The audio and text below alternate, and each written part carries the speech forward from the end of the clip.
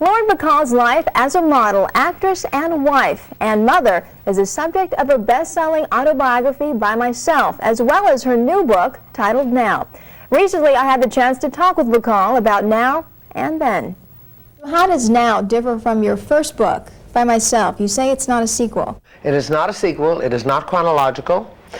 It is really my thoughts and feelings and observations over the last 15 years, say, since my book By Myself ended. And I really wanted to talk about relationships and how they change, both with children and with friends, and how you deal at various stages in your life with losses of friends.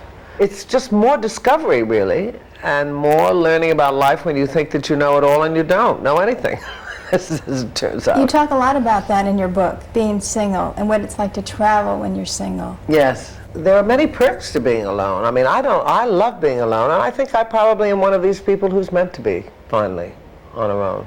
But maybe that's the way it's supposed to be. You had your one great marriage, and you've had other relationships, and listen, maybe there won't be another one. Story of my life. Where do you want me to begin?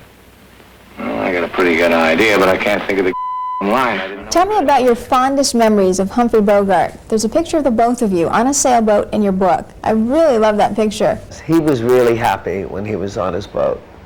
When he was at sea was his best time. He looked forward to that more than anything. He always has said that on the drive down to San Pedro, where the boat was, it was as though a 10-ton weight had been lifted from his shoulders. He just didn't have the pressure of business and the Hollywood and the whole scene. And he was really happy on the boat.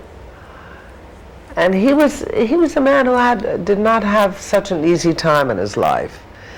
And so I think he was fairly cynical about life when he and I met. I don't think he ever felt, I know he never felt that he would ever meet anyone, have a family.